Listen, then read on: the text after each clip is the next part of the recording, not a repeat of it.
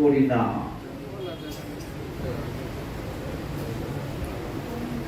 যাই হোক, তো যাই হোক, এই বিষয়গুলো একটু ভাববেন। আজকে পয়লা বৈশাখ আমরা পালন করি না, খুব বেশি গর্ব করি। কোনটা করি? হ্যাপি নিউ ইয়ার, শুভ নববর্ষ এখন কেউ খুব বেশি বলে না। তো আজকে আমার মহাপ্রভু কোনো বিদেশিদের ঘরে আসেনি, বাঙালি মায়ের গর্ভে এসেছেন। জয় গৌরহরি। তো আমরা যেখানে ছিলাম যে প্রসঙ্গে, তো সেই ধন্দুলি এই মাকে নিয়ে, মা হওয়ার জন্য যে বিপদ আছে, এই নিয়ে ভাবতে ভাবতে কত কোথায় বললো। এরপরে কি হলো, সে ফলটা সেবা করলো না। তার একটা ছোট বোন ছিল, সে এই সময় এসেছে, সে বলছে দিদি রে, তোর ফল খেতে হবে না। তাহলে দেখ, আমি 1 মাসের অন্তঃসত্ত্বা, তুই ঘোষণা করে যে ফল খেয়েছিস অন্তঃসত্ত্বা, তো এবার আমার এই সন্তানটা ভূমিষ্ঠ হলে আমি গোপনে তোর কাছে দিয়ে যাবো, তুই নিজের সন্তান বলে চালিয়ে দিস।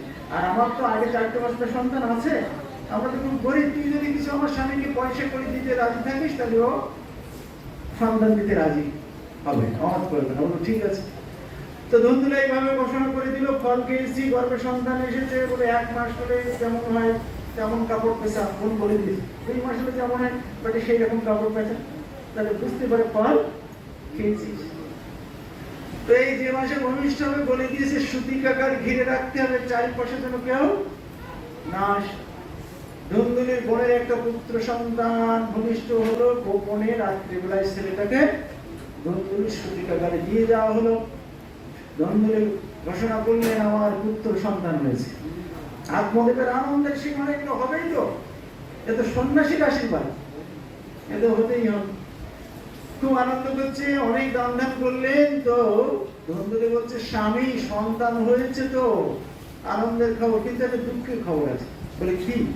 সন্তান হয়েছে বটে, কিন্তু আমার স্তনে কোনো দুগ্ধ আসেনি, এ সন্তান বাঁচবে কি খেয়ে? তাহলে এখন উপায় একটা আছে, তুমি যদি রাজি থাকো। বলে কি উপায়? আমার ছোট বোনের একটা সন্তান হয়ে মারা গেছে, তোর স্তনে দুগ্ধ আছে, তুমি যদি রাজি থাকো তাহলে ওকে বললে ও এসে দুধ খাইয়ে যাবে। বললো সন্তান যদি বাজে তাহলে ওকে আসতে বলো। এইভাবে চলছে দিন। এই যে ফলটা তো ধন্দুলি খায়নি, ওদের একটা গাভী মাতা ছিল, তাকে দিয়ে খাইয়ে দিয়েছিল। আমার তো আজকে পাঠের সেই দিন, আপনারা কিন্তু ব্যস্ত হবেন না বাড়ি যাওয়ার জন্য।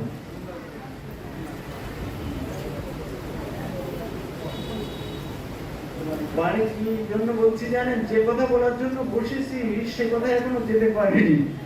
এই বলতে যে মানে আমাদের কি হয়, অনেক আইটেম করা হয় না সেবার। তো দেখা গেল প্রথম থেকে শুক্তো ডাল যদি বেশি পরিমাণে দিয়ে দেওয়া হয়, ভালো খাবারগুলো শেষে থাকে না, ওগুলো খাওয়ার মতো আর জায়গা থাকে না।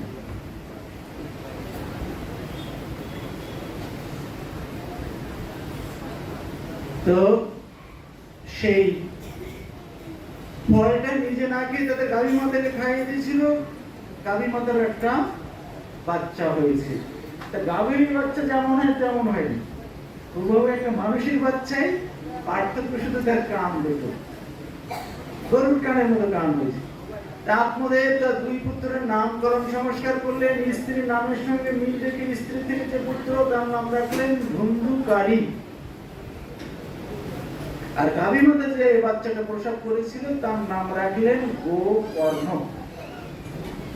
2 ছেলে বড় হলো।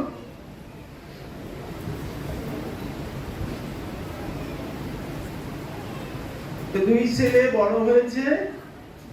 তো এই ধন্দুকারী হলো খুব দুষ্টু, অন্যায় কাজ করবার যা কিছু তাই সব করে। তো একদিন এই পুত্রের একটা অন্যায় কাজে এত দুঃখ পেলেন এই আত্মদেব, সংসার ত্যাগ করে বনে চলে যাচ্ছেন। একদিন যে সন্তান ছিল না তার জন্য মরতে গিয়েছিলেন, আর আজকে সন্তানের জন্য সংসার ছেড়ে চলে যাচ্ছে। তাই এই গোকর্ণ খুব ধার্মিক ছিল, সে তার পিতাকে একটা ভাগবত ধরিয়ে দিল, হে পিতা গণেশে তুমি নিরন্তর ভাগবত পাঠ করো, তাহলে অন্তিমে তুমি গোবিন্দ চরণ পেয়ে যাবে। আচ্ছা মা, আমাদের সনাতন ধর্মে তো অসংখ্য শাস্ত্র আছে বাবারা, আছে না? তাই এই ভাগবত পাঠ হবে কেন? শুধু অন্যান্য শাস্ত্রের কথা তো শুনলে হয় বাবা, তাই না? হয় কি না? কত কত পাঠে কত কত কথা একটু বলে, ভালো লাগে না অনেক?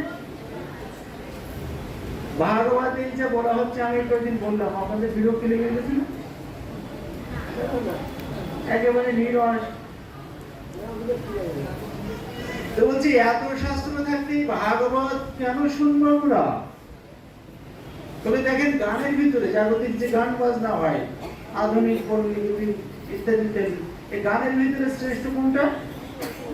কোন গান মানের দিক দিয়ে সব থেকে ভালো? রবীন্দ্রসঙ্গীত।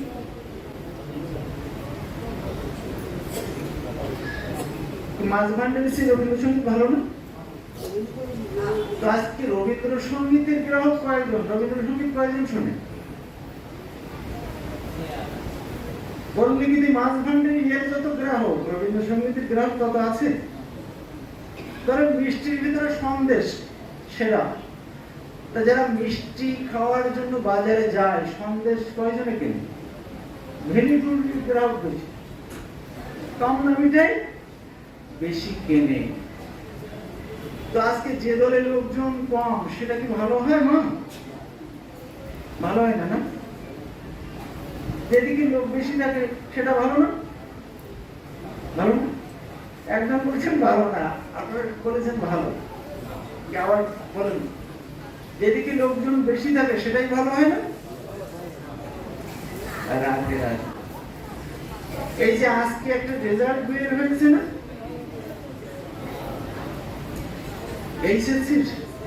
এসএসসি, তো ধরেন একটা স্কুল, এখানে শিক্ষকরা আছেন দু একজন, একটা স্কুল থেকে পরীক্ষা দিয়েছিল ধরেন 100 ছেলে মেয়ে, তো এর ভিতরে সায়েন্সে পড়া ছেলে মেয়ের সংখ্যা কত ছিল ওখানে? 100-র ভিতরে 10 থেকে 20 জন, তাহলে আর 80 জন ছিল আর্টস কমার্স দিয়ে। তাহলে এইগুলো বেশি ভালো না? যেদিকে বেশি এগুলো ভালো না? রাধে রাধে।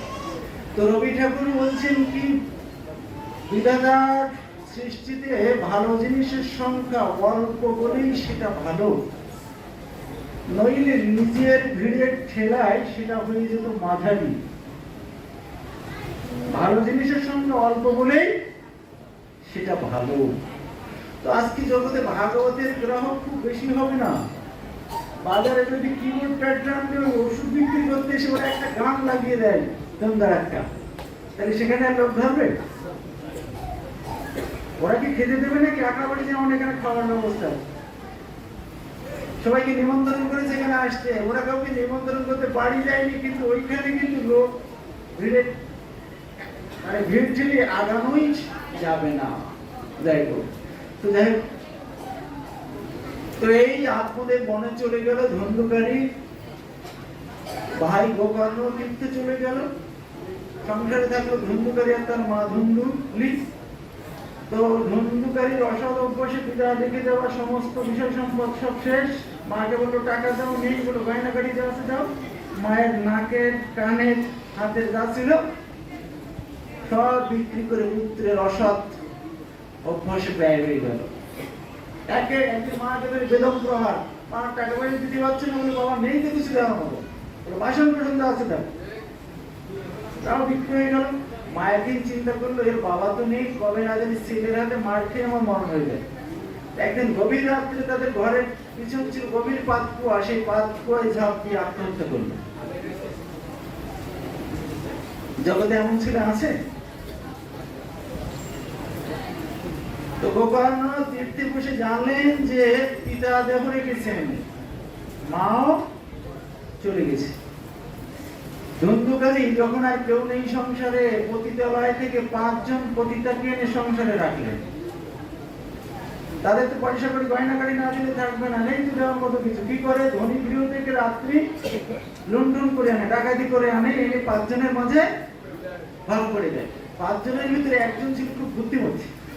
সে বলছে, দিদি রে, আমাদের এই সুখ কিন্তু বেশি দিন কবলে সইবে না। বলে কেন? আমাদের এই স্বামী যেভাবে এনে দিচ্ছে, একদিন এতে ধরা পড়বে রাজার লোকের আছে, পুলিশ একে ধরে নিয়ে যাবে, আর আমাদের এই গয়না গটি টাকা পয়সা সব নিয়ে চলে যাবে। তাহলে করা কি? বলে একটা উপায় আছে। একদিন রাত্রিবেলায় ধুন্ধকারীকে খুব আদর যত্ন করে খাইয়ে পাঁচজনে মিলে পুলিশ সঙ্গে তাকে বেঁধে ফেলেছে। বেঁধে এবার রান্না করাতে কাঠ ওই দিনে পিটাচ্ছে।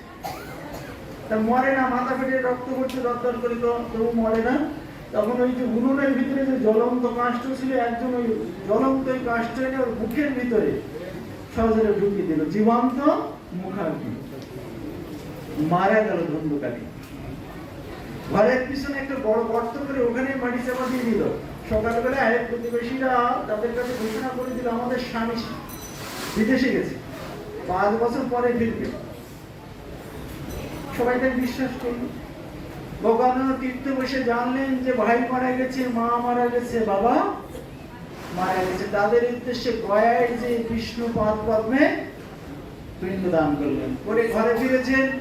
এরকম গরমের দিন চৈত্র মাসে আঙিনায় বসে আছেন, একটা বাঘের মূর্তি ধরে তাকে খেতে আসছে, সিংহের মূর্তি ধরে খেতে আসছে। সাধু তো ভয় পাচ্ছে না। তো গোকর্ণ বলছে, কে তুমি আমাকে এমন করে ভয় দেখাচ্ছ? তখন সে কাঁদতে শুরু করেছে, ভাই আমি তোমার ভাই ধুন্ধুকারী, পেট জনিতে কষ্ট পাচ্ছি বহুদিন, অনাহারে অনিদ্রায়, ক্ষুধায় পেট চলে যাচ্ছে, কিন্তু কোথাও খাবার জুটছে না। কেউ যদি গলায় দড়ি দিয়ে বিষ খেয়ে অপঘাতে মারা যায়, জাগতিক শ্রাদ্ধ শান্তি কেন, গয়া শ্রাদ্ধ 100 বার করলেও তার উদ্ধার হয় না। যে সন্তান পিতা মাতার অন্তরে ব্যথা দেয়, তাদের চোখে জল ঝরায়, এহেন সন্তান মারা গেলে গোকর্ণর ভাই ধুন্ধুকারী বলছে, ভাই তুমি তো আমার জন্য গয়া শ্রাদ্ধ করেছো, আমি পিতা মাতার চরণে যে অপরাধ করেছি, তুমি একবার কেন 100 গয়া শ্রাদ্ধ করলেও তাতে আমার উদ্ধার হবে না। এই গোকর্ণ ছিলেন সূর্য নারায়ণের উপাসক। যাই হোক, আমরা পাঠের ভিতরে বলেছি আমাদের স্নানের সময় কয়েকটা তর্পণ করতে হয়। কয়টা তর্পণের বিধি আছে? ঠিক বলেছেন মা, 3টা তর্পণের বিধি।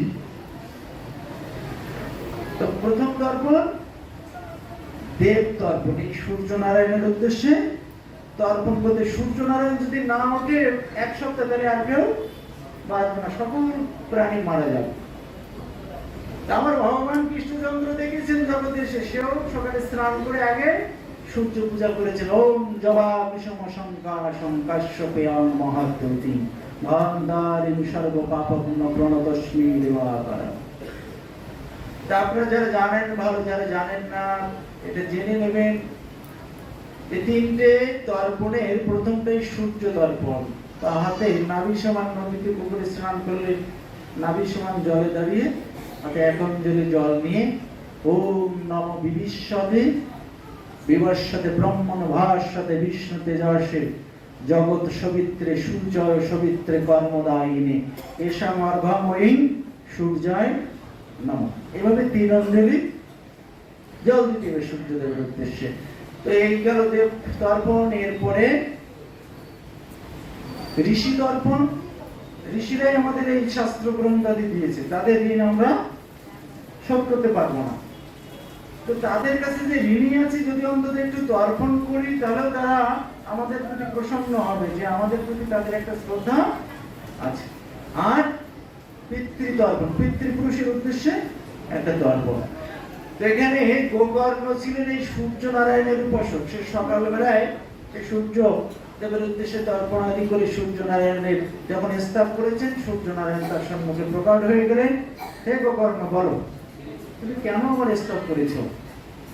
গোকর্ণ বলছে, আমার ভাই ধুন্ধুকারী পেট জনিতে কষ্ট পাচ্ছে, অনাহারে অনিদ্রায়, গয়া শ্রাদ্ধ করেছি, তাতেও তার উদ্ধার হয়নি। এখানে আমরা জানা আছি, খোঁজ দিলে এরকম 2-1 পাওয়া যাবে যাদের বংশে 2-1 এরকম আত্মহত্যা করেছে, গলায় দড়ি দেওয়া, বিষ খাওয়া, এরকম। তো শাস্ত্রে ভাগবতে স্পষ্ট বলে দিলেন কি হবে জানেন? এই যারা উদ্ধার হয়নি, এরা অমাবস্যা পূর্ণিমায় আসবে ওই গৃহগুলো, এসে ছাঁচে এসে বসে থাকবে সকালের থেকে সন্ধ্যা পর্যন্ত, যে এরা খাচ্ছে যাচ্ছে ঘুমাচ্ছে সব ঠিক আছে, কিন্তু আমাকে উদ্ধার করার এদের কোনো চিন্তা নেই। যখন এই গৃহের কেউ তাদের উদ্ধারের জন্য কোনো যত্নবান না হবে, তখন তারা কুপিত হয়ে এই গৃহের কোনো ছোট বাচ্চা গ্রাম গাড়িগুলো খুব হয় জলের ধারে গেলে তাকে জলে চুবিয়ে মেরে দেবে। কারো উপরে সুযোগ পেলে ভর করে তাকে দিয়ে গলায় দড়ি দেওয়া হয়।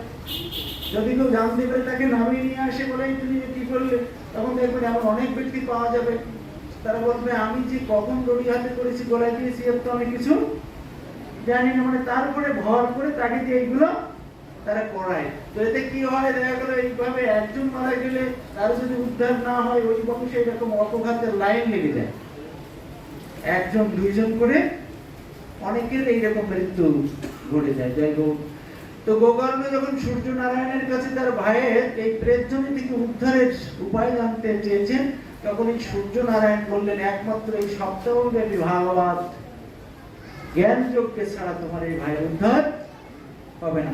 তখন এই গোকর্ণ এই সূর্য নারায়ণের নির্দেশ মতো এই ভাগবতের জ্ঞান যজ্ঞ করলেন। তো ওখানে একটা 7টা গিট যুক্ত একটা বাঁশ ছিল, শুকনো বাঁশ ব্যাসাসনের পাশে। এই ধুন্ধুকারী প্রেত তো খুব সূক্ষ্ম, ওই বাঁশের গিটের ভিতরে বাঁশের ভিতরে প্রবেশ করে এই গিটের উপরে ভর দিয়ে সে কথা শুনছিল। তো প্রথম দিনের পাঠ শেষ হলো, তো একটা গিট ফেটে গেল। এইভাবে 7 দিনে 7টা গিট ফেটে যায়।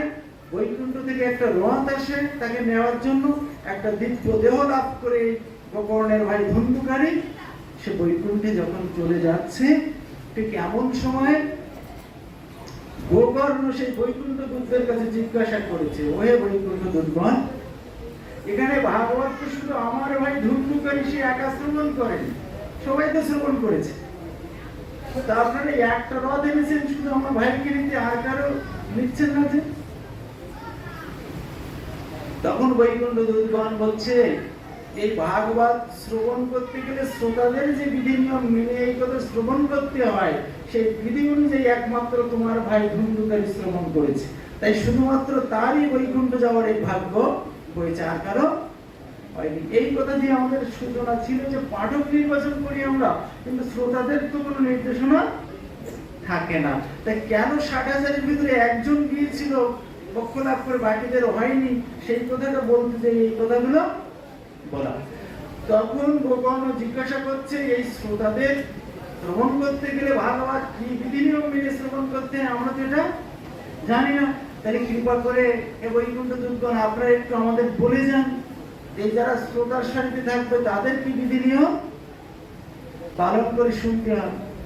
তাহলে এর পরবর্তীতে আবার যখন এই সপ্তাহযজ্ঞ হবে, এই শ্রোতারা সেই বিধি নিয়ম মেনে যদি এই কথা শ্রবণ করে, তাহলে তাদেরও এই বৈকুণ্ঠ গতি লাভ হবে। তখন এই বৈকুণ্ঠ দূতগণ বললেন কি, যে এই হরি কথা শ্রবণ করতে গেলে যদি কারো দেহের সামর্থ্য থাকে, তাহলে পরীক্ষিতের মতো নিরম্বু থেকে এই কথা শুনতে হবে, জল পর্যন্ত গ্রহণ করা যাবে না। বলে একটু সামর্থ্য যদি না থাকে, তাহলে ফলমূল সেবা করে কথা শুনতে, যদি সেটা না পারে তাহলে অন্তত কৃষ্ণ প্রসাদ গ্রহণ করে শুনতে হবে, আমিষাদি আহার করা যাবে না, মিথ্যা কথা বলা যাবে না, ব্রহ্মচর্য অবলম্বন করতে হবে।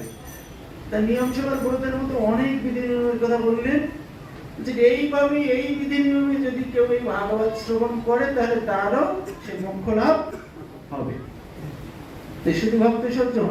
তো আমরা অনেক সময় যে কথায় সূচনা আছে বিচার করি যে পাঠক কেমন হবে, পাঠক কি আমিষ ভুজি হবে না নিরামিষ ভুজি হবে, পাঠক কি কোন মডেল হবে, এরকম। কিন্তু শ্রোতাদের তো কোনো বিধি নিয়ম থাকে না। আমরা যারা শ্রোতার সারিতে আছি, আমরাও যদি চাই যে যথার্থ সেই গোবিন্দের কৃপা ভাগবতের কৃপা লাভ করতে, তাহলে এই যে বৈকুণ্ঠ দূতগণ শ্রোতাদের জন্য যে বিধি নিয়মের কথা বলেছেন, আমাদের একটু সেদিকে যত্নবান হতে হবে। আমার গুরু মহারাজ মুরারিদাস বাবাজি মহারাজ বলতেন, যদি কারো সামর্থ্য থাকে সারাটা মাস তারা কৃষ্ণ প্রসাদ পেয়ে এই ব্রতটা পালন করবে। যারা আমিষাদি অন্য মাসে খায়, এই মাসে তারা খাবে না। যদি কেউ বলে যে না আমি সারা মাস তো পারবো না, তো বাবাজি বললেন তাহলে অন্তত তুমি 10টা দিন ছেড়ে দিয়ে 20টা দিন করো, তাও বলে না সেটাও পারবো না। বলছে তাহলে তুমি 10 দিন করো। বলে সেটা যদি না পারো 1 সপ্তাহ করো। যদি 1 সপ্তাহ যদি না পারো অন্তত শেষের 3টে দিন। আর কয়দিন আছে বৈশাখে? 2 দিন আছে। তাহলে আজকে ওর সাথে যোগ করলে আজকে দিন ধরে 3 দিন হবে। তাই গুরু মহারাজ বলতেন যদি তোমরা সারাটা মাসও যারা করনি অন্তত শেষের 3টে দিন যেন এই বিধি নিয়মগুলো মানবে। কি কি আছে? সূর্য উদয়ের আগে শয্যা ত্যাগ করে স্নান করতে হবে। একটু ঠাকুর ঘরে যে একটু ধূপ প্রদীপ ঠাকুরকে দেখাতে হবে। মঙ্গল আরতি যেটাকে বলে সাধুরা। এই মাসের দিন চলে গেছে, আর মাত্র 2 দিন আছে। আমরা যারা এখানে আছি, যারা সারা মাস করি তারা তো ভালো। যারা পারেননি অন্তত যদি এই 2 দিন অন্তত একটু সূর্য উদয়ের আগে উঠে একটু স্নান করে, বলছেন এই মাসে যে প্রাত স্নান করে তার মহিমা শাস্ত্রে বলেছেন বৃন্দাবন আদি ধামে কোটি বছর কাল বাস করলে যে ফল, এই বৈশাখ মাসে যে প্রাত স্নান করে তাকে দর্শন করলে সেই ফল। যে প্রাত স্নান করে তাকে দর্শন করলে সেই ফল, ধামে কোটি বছর বাসের ফল। আর তাহলে যে প্রাত স্নান করে তার কত ফল? যাই করবে। তো শুধু ভক্ত সজ্জন, আমাদের অনেক সৌভাগ্য যে কেশব ব্রতের মাসে আমরা ভগবানের কথা শ্রবণ কীর্তনের মতো এই মহা সৌভাগ্য লাভ করেছি। তো ভাগবতের থেকে আমরা ছোট একটু সেই কীর্তনের প্রসঙ্গ করেই আগাবো। ভাগবতের দশম স্কন্ধটি সব থেকে বড়, 90টা অধ্যায়। এর ভিতরে 29 থেকে 33 এইটাকে বলা হয়েছে রাস পঞ্চ অধ্যায়, যেটাকে যে 5টা অধ্যায়কে বলা হয়েছে পঞ্চ প্রাণ গোবিন্দের। এই রাস মানে হলো কীর্তন। আমরা অনেক রকমের ব্যাখ্যা শুনেছি। তো রাস মানে খারাপ কিছু নয়। ব্রজ গোপীদের সঙ্গে গোবিন্দের নিত্য কীর্তন। যারা এই যে নিত্য কীর্তন করে দেখেছেন না, গাতে ঘাম ছুটে যায়, ওদের কষ্ট হয়, আনন্দ হয়, খুব আনন্দে নৃত্য করে। তো আমরা একটু সেই প্রসঙ্গে যাব। তো তার আগে ছোট একটু প্রসঙ্গ বলছে, সাপড়িয়ারা যখন ওই সাপ ধরতে যায় ওরা নিজেরা একটু গা সেরে দেয়, তাই না?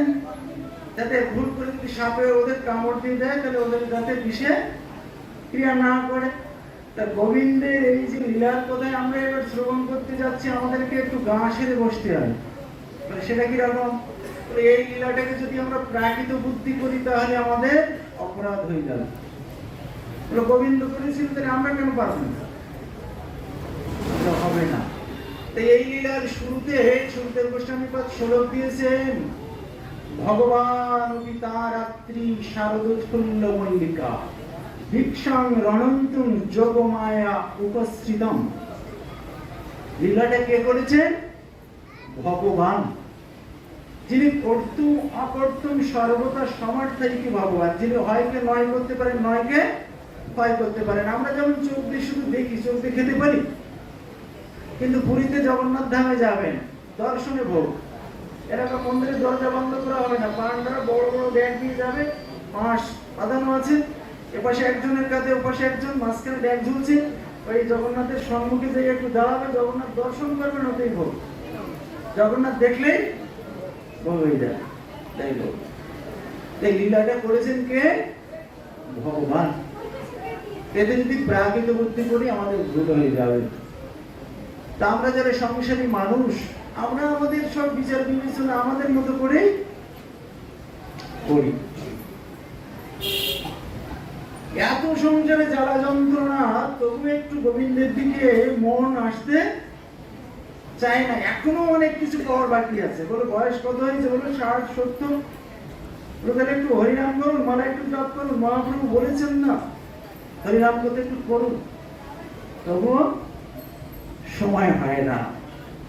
আরো কিছু পাওয়ার আশা আছে সংসার থেকে, আরো ভালো কিছু পাবো। বলে কিরকম দেখো, মহাজন একটা দৃষ্টান্ত দিচ্ছেন, এক গৃহস্থের একটা গাধা ছিল, একে মাল করত। তো মাল বহনের পরে প্রচন্ড পরিশ্রম হওয়ার পরে গাধাকে যখন ছেড়ে দিত, গাধাটা তার আঙিনায় একটা গাছ ছিল, সেই গাছের ছায়ায় যে বিশ্রাম করত। তো এই গাছে ছিল একটা কাঠবিড়ালি। এই কাঠবিড়ালিটার সঙ্গে এই গাধাটার খুব বন্ধুত্ব ছিল।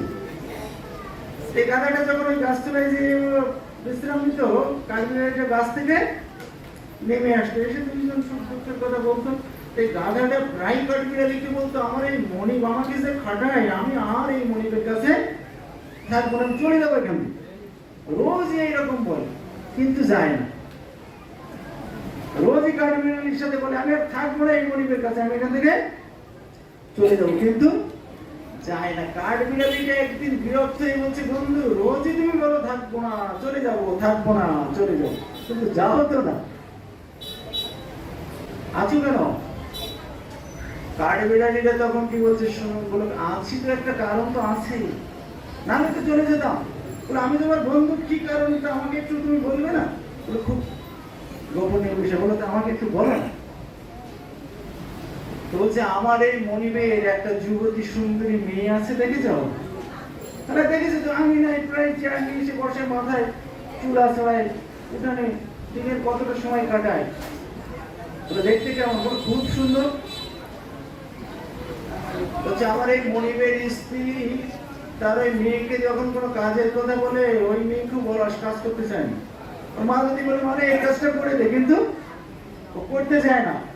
তখন ওর মা ওকে বলে কি, রাগ করে, তুই তো আমার কথা শুনলি না, আমাদের ওই যে গাধাটা আছে, ওই গাধাটার সঙ্গে তোকে বিবাহ দেব। তুই তো আমার কথা শুনলি না, তো ওই তোর বিবাহ হবে ওই গাধার সঙ্গে। বলে এই কারণেই আছি, বলে এই কারণেই আছি যে আমার সঙ্গে তো তুমি এটা বিবাহ দে। আচ্ছা বলুন তো, কখনই কি হবে ওই গাধার সঙ্গে বিবাহ? আমাদের সুন্দরবন এরিয়া কাছাকাছি, ছোট বাচ্চারা যদি রাত্রে ঘুমাতে না চায়, তো বলে এই বাঘ আসবে, কিন্তু মায়েরা অনেক কিছু ভয় দেখায় না বাচ্চাকে ঘুমানোর জন্য। তা আসলে বাঘ কি সত্যি আসবে নাকি সুন্দরবনের থেকে কোনোদিন? তো মহাজন বলছেন, আমরাও এইরকম সংসারে কিছু পাওয়ার আশায় পড়ে আছি। বলে যাচ্ছ না কেন? বলে ওইরকম এখনো কিছু পাওয়ার আশা আছে। রাধে রাধে। জগতের সবাই সম্পদ কি করে বৃদ্ধি করা যায় তার জন্য ছুটছে। 1 লক্ষ টাকা আছে, কি করে ওটা 2 লক্ষ করা যায়? বাড়িটা একতলা আছে, কি করে ওটা 2 তলা করা যায়? তা কেমন দেখুন, একজন যুবক চাষি, যারা লাঙল দিয়ে চাষ করতো আগে, তো ভোরবেলায় লাঙল জোয়াল নিয়ে চাষ করতে যেত। খুব ভোরবেলায় উঠে চাষ করতে গেছে, চাষ করতে করতে বেলা হয়ে গেছে, ক্ষুধা পেয়ে গেছে, গরুর সঙ্গে লাঙলের সঙ্গে হাঁটতে হাঁটতে। তো ওর খাবার আসছে না, তো বারবার তাকাচ্ছে যে আমাকে যে ভাত নিয়ে আসার কথা, সে এখনো আসে না, খুব ক্ষুধা পেয়েছে, বারবার তাকাচ্ছে সেদিন। হঠাৎ তাকিয়ে দেখে কি, মাঠে ওদের দিকে তাকাচ্ছে, ওইখানে একটা সুন্দর যুবতী দাঁড়িয়ে আছে। তা ওই যুবক ছেলে তো বারবার ওইদিকে তাকাচ্ছে, দেখে যুবতী ওর দিকে বারবার তাকাচ্ছে। এটা স্বাভাবিক আকর্ষণ সৃষ্টিগতভাবে। তো যুবক এক সময় আর ধৈর্য ধরে না পেরে লাঙল জমাটা ওখানে ফেলে রেখে ছুটেছে তার কাছে। ও যে বলছে, সুন্দরী তোমাকে দেখে আমি মুগ্ধ হয়ে গেছি, আমাকে কি তোমার ভালো লাগে? তো বলছে, হ্যাঁ আমার তোমাকেও খুব ভালো লেগেছে। তো তাহলে এক কাজ করি, চলো একজনকে পাজিপুতি দেখিয়ে বিবাহের একটা দিন ঠিক করে আমরা বিবাহ করে 2জন স্বামী স্ত্রী হয়ে যাই। বলে হ্যাঁ, তাহলে তো খুব ভালো হয়। তো 2জনে মিলে গেলেন একজনের কাছে পাজি দেখতে। তা বলছে, আমরা 2জন বিবাহ করবো, একটা দিন দেখে দেন। যে যার কাছে গেছেন সে ভালো করে সুন্দরীর দিকে তাকিয়ে দেখে বলছে, আরে চাষিকে বলছে, আরে তুই একে কি বিবাহ করবি? দেখে আমি বিবাহ করবো? তুই একে কি খেতে দিবি? আমার যা পয়সা করি আছে, একে আমি বিবাহ করবো। চাষি বলছে, এটা তো ঠিক হচ্ছে না, আমরা 2জন 2জনকে ভালোবাসি, তাই বিবাহ করতে চাইছে, আপনার এটা বলা ঠিক হবে না। তখন সে তো নারাজ, বলছে তাহলে চলুন আমাদের পাশে জমিদার বাবু, তার কাছে যাই, তিনি যেটা বিচার করে দেবেন যে এই সুন্দরীকে কে পাবে তাই হবে। জমিদার বাবুর কাছে গেছেন তিনজন মিলে। তো বলছে কি ব্যাপার তোমরা? বলছে চাষি বলছে জমিদার বাবু এই এই ব্যাপার, আমরা দুজন দুজনকে ভালোবাসি, এনার কাছে পাজি দেখতে গেছি, তো বলছে কি সে বিবাহ করবে। তা আপনি বিচার করে দেন এই সুন্দরীকে কে বিবাহ করবে, কে পাবে। তখন জমিদার বাবু ভালো করে সুন্দরী দিকে তাকিয়ে দেখে বলছে কি, ওরে বেটা তোরা কি বিবাহ করবি? দেখে আমি বিবাহ করবো? এর যা রূপ, এর যা যৌবন, যা চেহারা, তোরা কোথায় রাখবি একে? এর একটা শাড়ি কিনে দেওয়ার সামর্থ্য, একটা গয়না দিতে পারবি? পারবি না।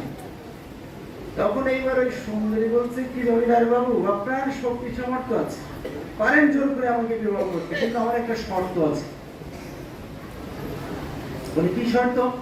বলে আপনারা তিনজনই আমাকে বিবাহ করতে চেয়েছেন, তা আমার শর্ত এই, আমি আগে আগে দৌড়াবো আর আপনারা তিনজন পিছু পিছু দৌড়াবেন, যে দৌড়িয়ে আমাকে ধরতে পারবে আমি তার সাথে বিবাহ করবো। জমিদার বাবু রাজি, তো বাকি দুইজনের রাজি না হয়ে পাড়ার কাছে তিনজনে দৌড়াচ্ছে, সুন্দরী তো আগে আগে দৌড়াচ্ছে। কিছুদিন যে চাষির তো ক্ষুধার্ত ছিল, ক্লান্ত, তামস কিছুদিন যে ওষুধ খেয়ে পড়েনি, তাই হলি ওটা শেষ। আর আছে কয়জন? এই কিছুদিন দৌড়াতে যে ভট্টাচার্য মশাই সেও পড়ে গেছে। আর আছে জমিদার বাবু। তখন জমিদার বাবু বলছে সুন্দরী তোমাকে দৌড়াতে হবে না, আমার তো কোনো প্রতিযোগী আর কেউ নেই, আমি তো একা আছি, তুমি দৌড়ো। সুন্দরী বলছে জমিদার বাবু শর্ত তো তা ছিল না, শর্ত ছিল যে আমাকে দৌড়ে ধরতে পারবে, আপনি তো আমাকে ধরতে পারেননি। জমিদারের তো কিছু জ্ঞান বুদ্ধি ছিল, জমিদার তখন ভাবছে যে আমরা তিনজন পুরুষ করে ছুটছি একটা নারীর পিছনে, কিন্তু তাকে ধরতে পাচ্ছি না, নিশ্চয়ই সাধারণ কেউ না। তখন জমিদার বাবু বলছে সুন্দরী তুমি আর দৌড়াতে হবে না, তুমি ওইখানে দাঁড়াও, তুমি সত্য করে বলো তো তুমি কে? তখন সেই সুন্দরী দাঁড়িয়ে বলছে জমিদার বাবু আমি এই দুনিয়া, সবাই আমাকে তার হাতের মুঠোয় রাখতে চাচ্ছে, তার অধীন করতে চাচ্ছে, কিন্তু এটা সম্ভব নয়। জগতে সবাই চাচ্ছে যে সকল সম্পদ যেন আমার হয়, কিন্তু এটা কখনোই সম্ভব নয়। যাই ধরি তো আমাদের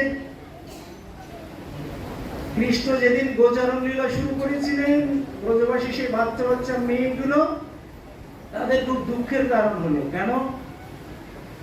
আমরা তো নারী হয়ে জন্মেছি, আমরা তো আমাদের বন্ধুর সঙ্গে ওই গোষ্ঠে যেতে পারছি না, তাই তারা তাদের ঠাকুমা বড়াই বুড়িকে যে ধরেছে, ও ঠাকুমা তুমি তো রাজবাড়িতে যাতায়াত করো, নন্দ বাবার পুত্রের সঙ্গে তো তোমার চেনা জানা আছে। বলে হ্যাঁ আছে তো। ওই কানাইয়ের সঙ্গে আমাদেরকে একটু ভাব করিয়ে দেবে। নাতনি আর ঠাকুমা তো কোনো সংকোচ নেই, বড়াই বুড়ি বলছে ও নাতিনি কানাইয়ের সঙ্গে ভালোবাসা করতে চাস? বলে হ্যাঁ ঠাকুমা, তাও না একটু ভাব করি। তখন বড়াই বুড়ি বলছে কি, তোরা যদি কৃষ্ণকে পেতে চাস তাহলে তোরা আগে মায়ের পূজা করে, মায়ের আরাধনা কর, যদি মায়ের কৃপা হয় তাহলে তোরা কৃষ্ণকে পাবি। তাই সেই বড়াই বুড়ির কথা মতো সে ব্রজের সে বাচ্চা বাচ্চা মেয়েগুলো তারা কি করলো, হেমন্তের প্রথম মাসী নন্দ ব্রজ কুমারিকা চেরুর হব্বিষ্যাং ভুঞ্জানা কাত্তায়নী অর্চনা প্রদান, খুব ভোরবেলায় যমুনায় স্নান করে যমুনার পাড়ে বালু দ্বারা একটা কাত্তায়নী মায়ের মূর্তি তৈরি করে মায়ের পূজা শুরু করলেন। কাত্তায়নী কে আমরা জানি তো, মা দুর্গা। তো এইটা কি কোনো কৃষ্ণ ভক্তরা করে নাকি দুর্গা পূজা করে? এটা ভাগবত বলছে, আমি বলি সুখদেব গোস্বামী পাল। হেমন্তের প্রথম মাসী নন্দ ব্রজ কুমারিকা চেরুর হব্বিষ্যাং, তারা ব্রতটা কেমন ভাবে করবে সংকল্প করলো, হব্বিষ্য অন্ন, হবিযুক্ত অন্ন, ঘি ভাত খেয়ে। দুর্গা পূজার দশমীর পরের থেকে এক মাস একটা ব্রত হয়, কি নাম? দামোদর ব্রত, কাত্যায়নী ব্রত, অনেক। এই ব্রজবাসী এই বাচ্চা বাচ্চা মেয়েগুলো এই ব্রতটা শুরু করলেন। তো মায়ের কাছে কি চাওয়া, তারা কি চাইলেন? আমরা যেমন চাই ধনম দেই, যশ দেই, পুত্র দেই, তারা মায়ের কাছে এটা চাইনি। তারা কি চেয়েছে? হে কাত্যায়নী মহামায়ে মহাযোগিনী অধীশ্বরী নন্দ গোপ সুতম্মে পতিম্মে কুরুতে নমঃ। হে কাত্যায়নী মা, ওই নন্দ বাবার পুত্রকে আমাদের পতি করে দাও। কি চাওয়া তাদের? তারা 1 মাস এই ব্রতটা করলো। ব্রতের যেদিন শেষ সেই দিন আসলেন গোবিন্দ তাদের পরীক্ষা নিতে, যে তারা কতটা ছাড়তে পারে আমার জন্য। সেই দিন হলো বস্ত্রহরণ লীলা। তো তারা পরীক্ষায় সেদিন পাশ করেছিলেন। গীতার অষ্টাদশ অধ্যায় ৬৬ নম্বর শ্লোক, সর্বধর্মান পরিত্যাজ্য, এর একমাত্র দৃষ্টান্ত ব্রজের এই গোপীগণ। তারা দেহ ধর্ম, নারীর সম্ভ্রম, সেটা তারা ত্যাগ করেছিল। কুলের ধর্ম, সমাজ ধর্ম সব তারা ত্যাগ করে গোবিন্দ চরণে তারা গিয়েছিল। তো গোবিন্দ তাদের বললেন, তোমরা আজকে ঘরে ফিরে যাও। আগামী শারদীয় পূর্ণিমা রজনীতে আমি বাঁশি বাজিয়ে তোমাদেরকে ডেকে নেব, তোমরা আজ ঘরে ফিরে যাও। তারা সেদিন ঘরে ফিরে গিয়েছিল। 1টা বছর অপেক্ষায় আছে, সংসারের সমস্ত কাজকর্ম করছে আর কানটা দিয়ে আছে যে কখন কৃষ্ণের বাঁশি বাজবে। তবে এখনো সেই বাঁশি বাজে বৃন্দাবনে, জানা আছে একটু? পুরোটাই না, ছোট করে একটু। এখনো সেই বৃন্দাবনে বাঁশি বাজে, এখনো সেই বৃন্দাবনে বাঁশি বাজে, এখনো সেই বৃন্দাবনে।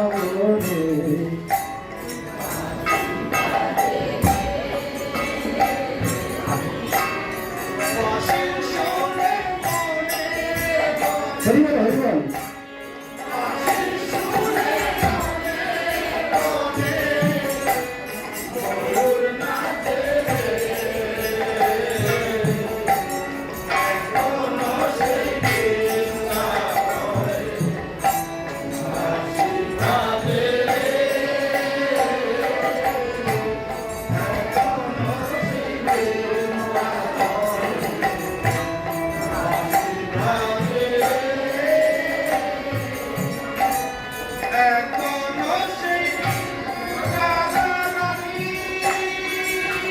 হরিবল হরিবল।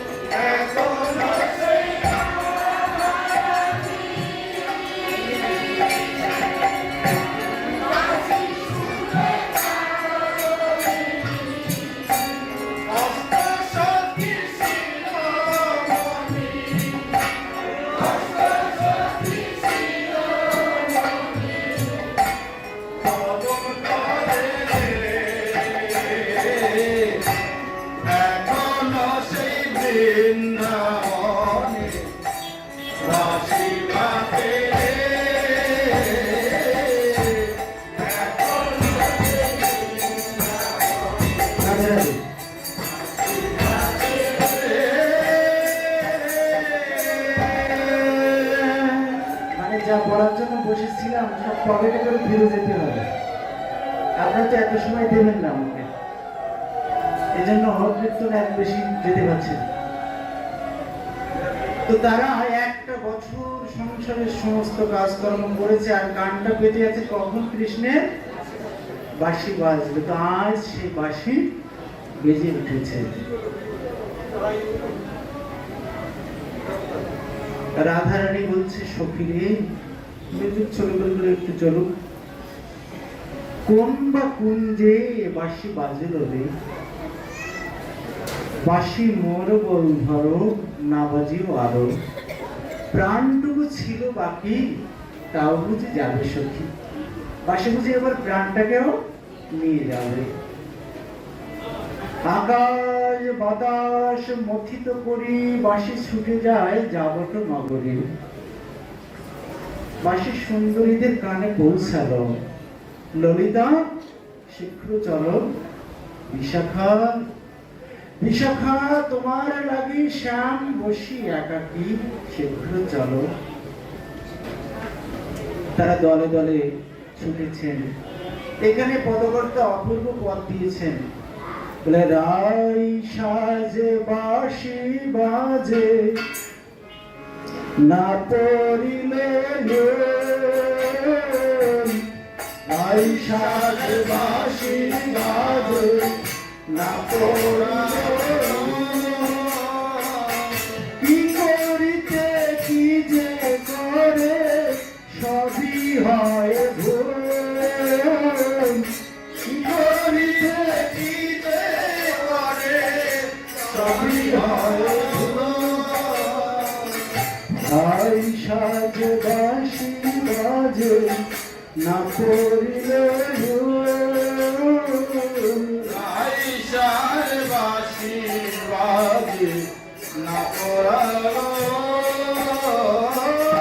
আজ সব ভুল হয়ে যাচ্ছে। তারা কি করছে? পায়ের আলতা ঠোঁটে লাগাচ্ছে, ভুল হয়ে যাচ্ছে সব। বন্ধুর কাছে যাবে তো দীর্ঘ অপেক্ষার পরে, তো অপূর্ব প্রসঙ্গ, সময় লাগে, সেটিং লাগে। তো বাঁশি শুনে দলে দলে সবাই ছুটে আসলেন কোথায়? বংশীবনের তলে, যেখানে দাঁড়িয়ে শ্যামসুন্দর বাঁশি বাজিয়েছেন। যারা বৃন্দাবনে গেছেন, সুন্দরীরা এসে শ্যামসুন্দরকে ঘিরে দাঁড়ালেন। তো আপনারা যদি একটু সামনে আগে আসেন, পিছনে অনেক ভক্তরা তারা বসার জায়গা পায়। একটু যদি কষ্ট করে আগে আসেন, বেশি সময় না, আমরা হয়তো আধা ঘন্টার ভিতরে বিশ্রাম হয়ে যাবে। একটু যদি কষ্ট করে যারা সামনে আগান।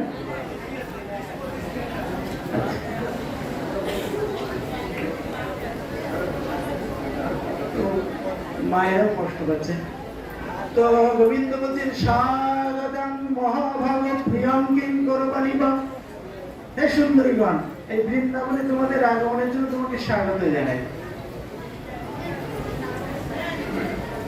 তা কেন এসেছো এই গভীর রজনীতে? এই বৃন্দাবনে গভীর রজনীতে তোমরা কেন এসেছো? ভাবুন তো, কাউকে যদি কেউ নিমন্ত্রণ করে ডেকে এনে বাড়িতে বলে কেন এসেছো, তাহলে কেমন অপমান। সুন্দরীদের খুব রাগ হয়েছে, বাঁশি বাজিয়ে ডেকে এনে এখন বলছে কিনা কেন এসেছো।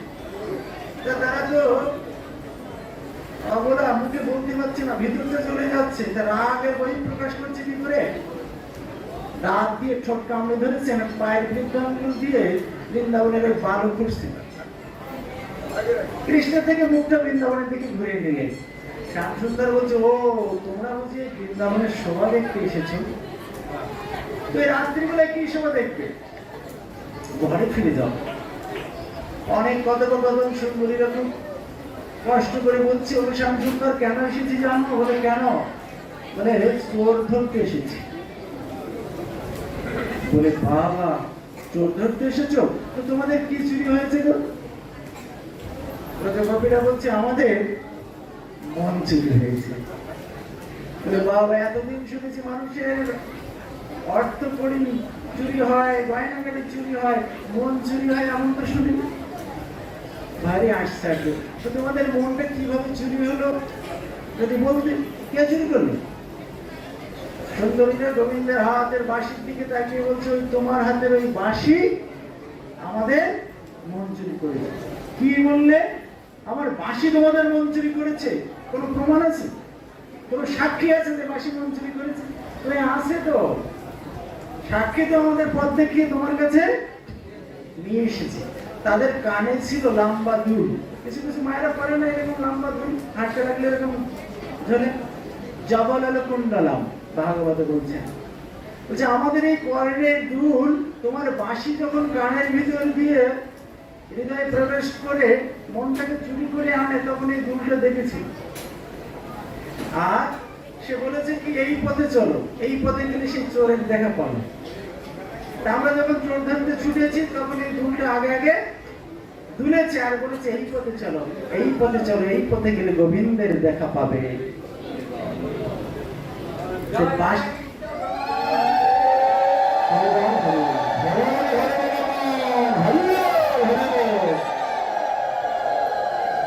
তো অনেক কথোপকথন হলো। তা মহাজন এই প্রথম শ্লোকের উপরে পদ রচনা করেছেন ভগবান পিতা রাত্রি শারদোৎফুল্ল মল্লিকা। কোন রাত্রি করেছেন গোবিন্দ এই লীলাটা? ব্রহ্মার একটা রাত্রি যতটা সময়। নবদ্বীপের গোবিন্দ মন্দিরে প্রভুপাদ নিশীথ রঞ্জন গোস্বামী এই রাসলীলা পঞ্চমটায় পাঠ করেছিলেন 1 বছর 7 মাস সময় লেগেছিল তার।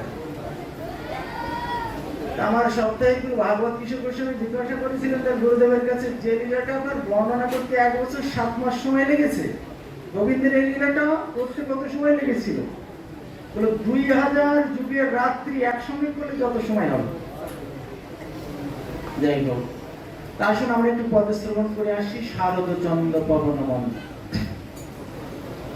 শারদ চন্দ্র পবন মন্দ, বিপিনে ভরলো কুসুম গন্ধ রে,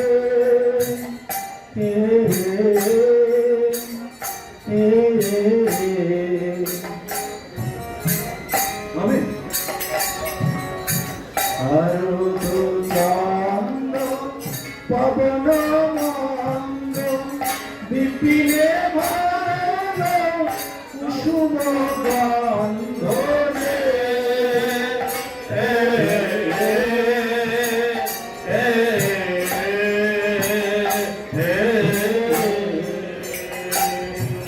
আজ শারদীয় পূর্ণিমা রজনী খুব ছোট ছোট চলবে।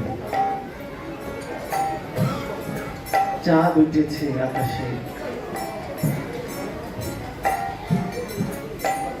বৃন্দাবন আজ ফুলের গন্ধে আমোদিত। শারদ চন্দ্র পবন মন্দ, বিপিনে ভরলো কুসুম গন্ধ। বৃন্দাবন আজ ফুলের গন্ধে আমোদিত। ফুল মল্লিকা মালতী জ্যোতি, ফুল মল্লিকা মালতী জ্যোতি, ফুল মল্লিকা মালতী জ্যোতি, ফুল মল্লিকা মালতী জ্যোতি, মত্ত মধুকর ধরণী রে, মত্ত মধুকর ধরণী রে।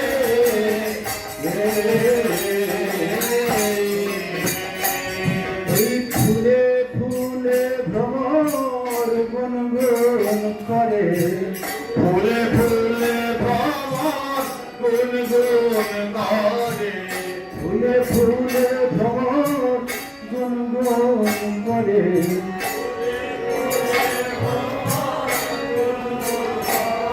ওই ফুলে ফুলে ভ্রমর গুনগুন করে, মধু পানে মত্ত হয়ে, ফুলে ফুলে ভ্রমর গুনগুন করে, মধু পানে মত্ত হয়ে, ফুলে ফুলে ভ্রমর গুনগুন করে।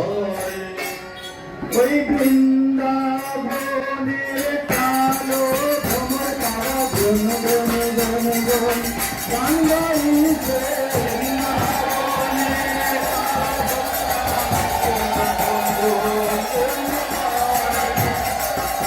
ওই বৃন্দাবনের কালো ভ্রমর গুন গুন গুন গুন গুন গুন করে।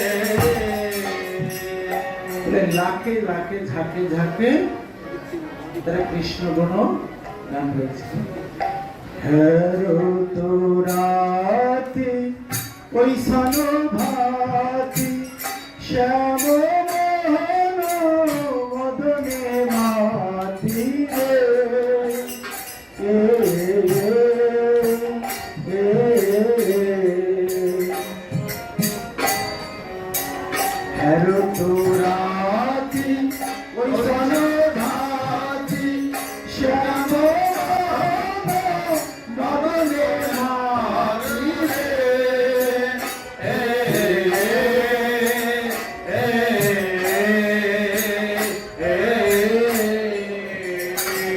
এই মদন মোহনাজ মদনে মাতিছে, মদন মোহনাজ মদনে মাতিছে, মদন মোহনাজ মদনে মাতিছে।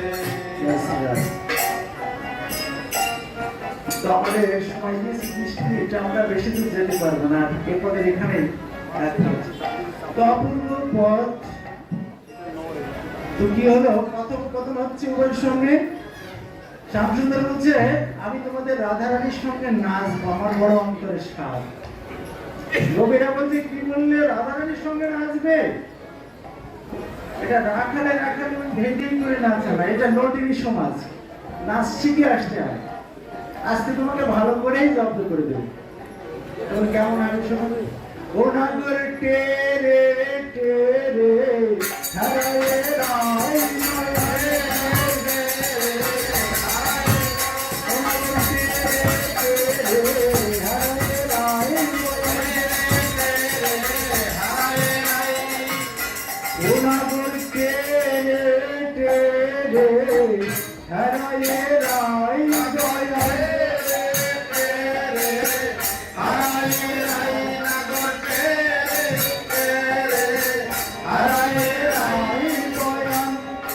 যুদ্ধে যুদ্ধে গোপী লইয়া যশোদানন্দন, আরে যুদ্ধে যুদ্ধে গোপী লইয়া যশোদানন্দন, এই বৃন্দাবনে রাসলীলা করিল আরম্ভ।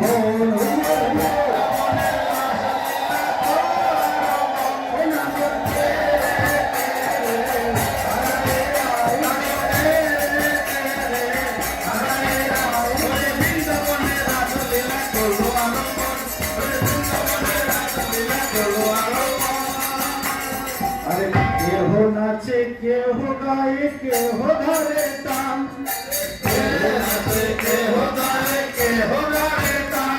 আবার মধ্যে মধ্যে নৃত্য করে নাটুয়া গোপাল।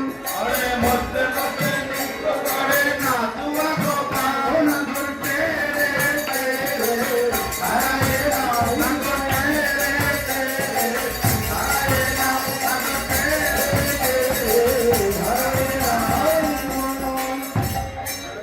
নাচ হবে।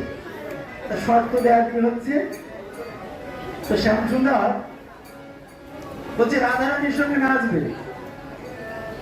তো শর্ত দেওয়া হচ্ছে কি, বলছে যদি শ্যামসুন্দর আমাদের রাধারানী নাচবে কিন্তু তোমাকেও নাচতে হবে।